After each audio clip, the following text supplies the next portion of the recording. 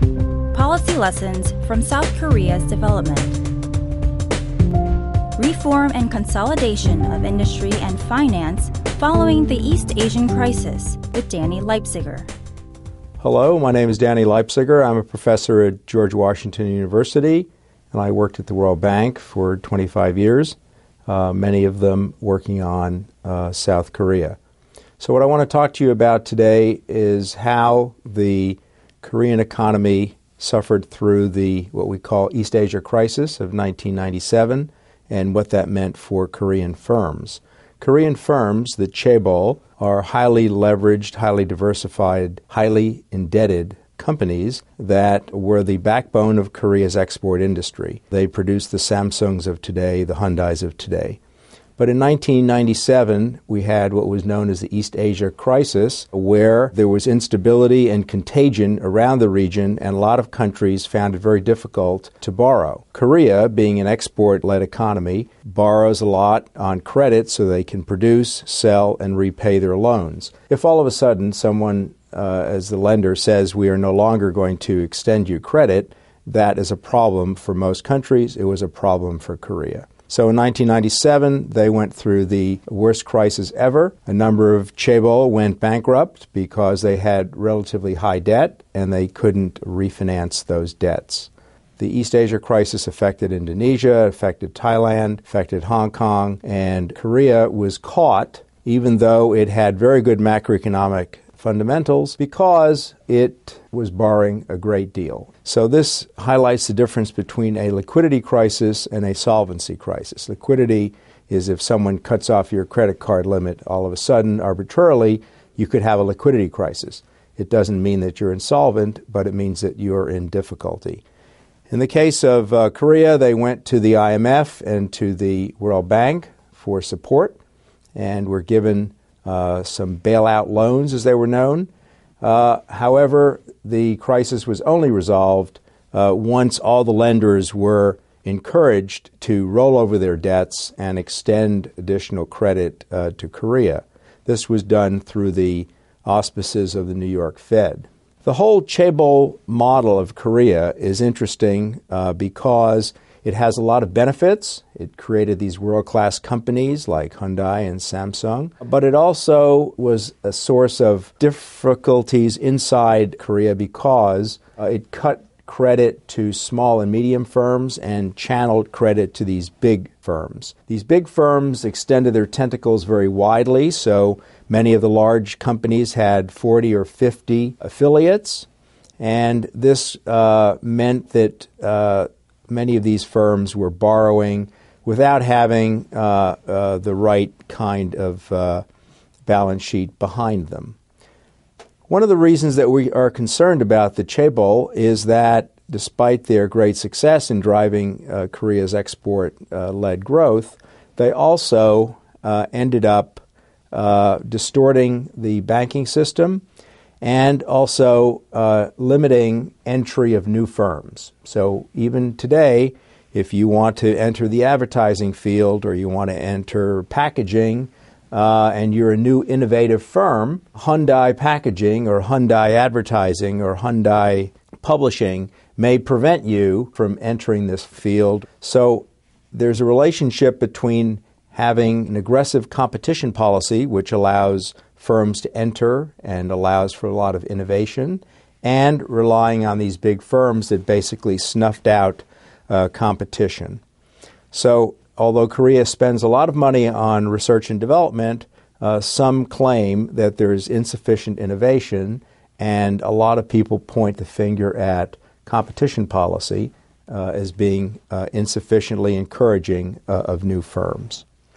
What we can draw from these lessons, particularly this crisis of 1997-98, which produced the only year of negative growth, 1998-99, in Korea in its entire development history, are a few. The first is that you have to be rather concerned about the quality of bank regulation. And in the case of Korea, some of the banking system was regulated by the Bank of Korea, the central bank, whereas others were regulated by the Ministry of Finance. These were the insurance companies, merchant banks, what we would call non-bank financial intermediaries.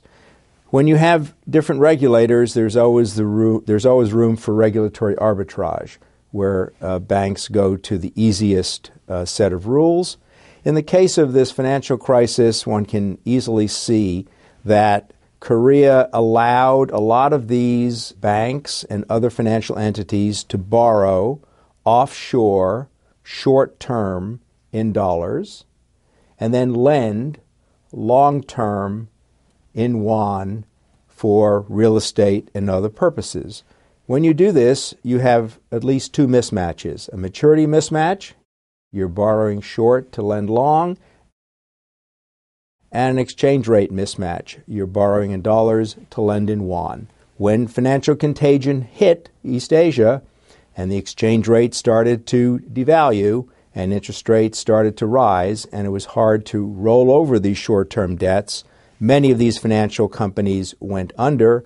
Some of the financial companies were connected to the chaebol, so they ended up, in some say, infecting the mothership or the larger firm. So the lesson of this is that one has to have very strong regulation in the financial sector, particularly if you allow capital to flow in freely. And Korea was encouraged to open its capital account to allow inflows and outflows of capital with minimum regulation, which is something that the capitalist model encourages. But it's only a good thing if you regulate well. And certain commentators, including Professor Stiglitz at Columbia, have pointed out the flaws of opening up the capital account without having suitable regulation in place. This was something that you could have seen in Thailand and Indonesia and in a whole host of other countries, and it came to be an Achilles heel of many of the East Asian economies, which had done so well in the previous 2 decades during this financial crisis. So finally, what do we take away from this? Well, we take away first that countries have to have strong macroeconomic management. Korea did have that.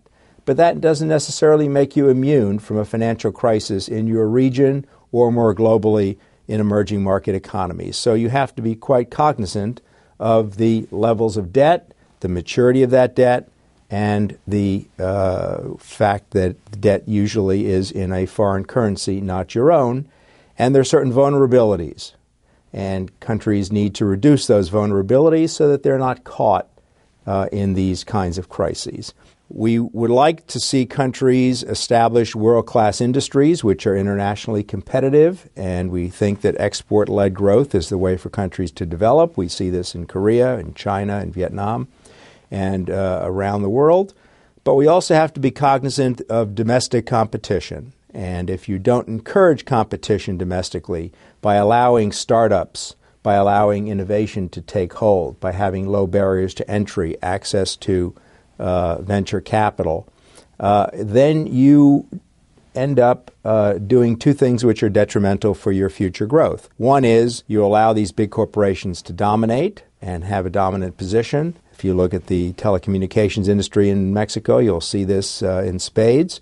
And that means that domestic prices are higher and there's less innovation going on. And the second is that startups and new firms and new ideas need to take root. We see certain countries in the world, such as the U.S., where it's easy to do startups. It's easy to break into new industries.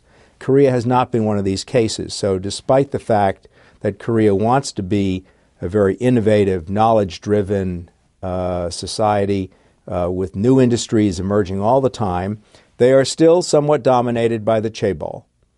In the previous decades of the 70s, 80s, and into the 90s, the government directed the activities of the chaebols by forcing them to be export-oriented and giving them credit. In the 2000s and onward, with the onset of democracy in Korea, which is obviously a good thing, the chaebols have exercised power over government. So the balance between the chaebol and governments has changed.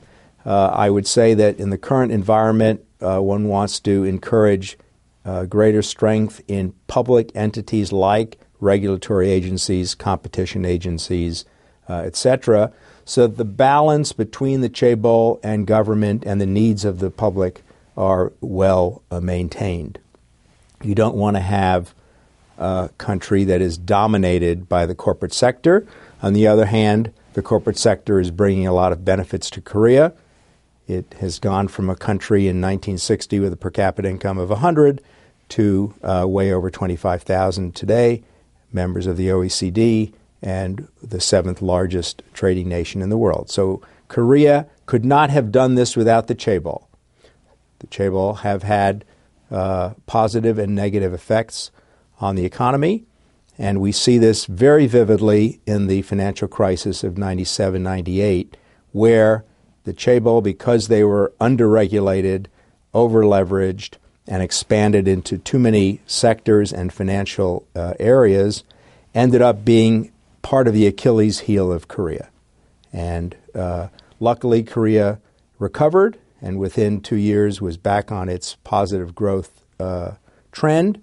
But I think most people of this generation remember this crisis very well, because it was very rare for a country like Korea to see the value of the won drop by 50%, to see the stock market collapse.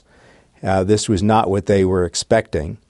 So it shows that even well-managed countries that are doing well can be vulnerable in terms of a financial crisis of this type. And the lesson there, the final lesson, is to reduce your vulnerability, to make it less likely that you will be caught in this kind of crisis of 97, 98. And I think largely the Koreans have learned that lesson. Thank you very much.